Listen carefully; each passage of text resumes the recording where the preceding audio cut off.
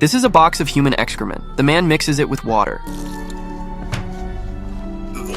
He digs a hole in the soil and buries a spoonful of the mixture, then covers it with soil. Finally, he inserts a potato and waters it thoroughly. 2 weeks later, sprouts actually emerge from the soil. This plot of land represents the man's only hope for survival. Because this is Mars, 54 million kilometers from Earth, 2 months earlier, a sudden superstorm had terminated the Mars exploration mission. Crew member Mark was struck by flying debris. Systems indicated his spacesuit was damaged. This meant certain death within a minute. The commander didn't want to abandon him, but the storm had severely tilted their spacecraft. Reluctantly, the commander gave the order to launch, taking the other survivors away from Mars. This meant they had forever lost a dear friend. Soon after, NASA announced the tragic news. What no one expected was, Mark hadn't died. He had been buried in soil, which plugged the leak in his spacesuit, but his situation remained dire.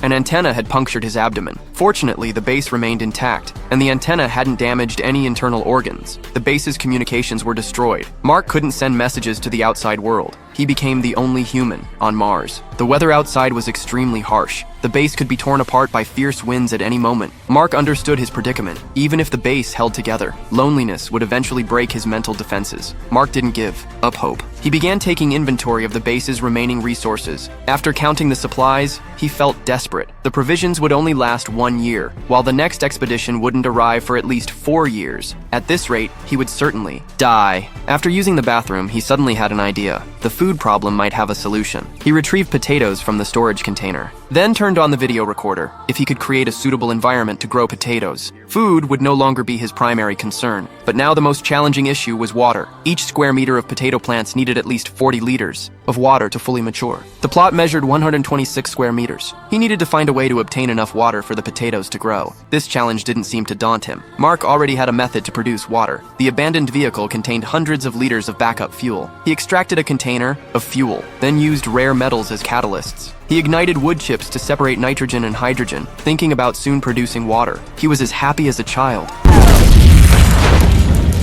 Mark forgot that his exhaled breath would alter the room's oxygen concentration, but he didn't lose heart. He put on his helmet. Finally, he successfully ignited the mixture. After one night, the plastic greenhouse was covered with water droplets. Now, he just needed to wait for the potatoes to grow. 2 weeks later, the miracle finally happened. The potatoes he planted on Mars had sprouted.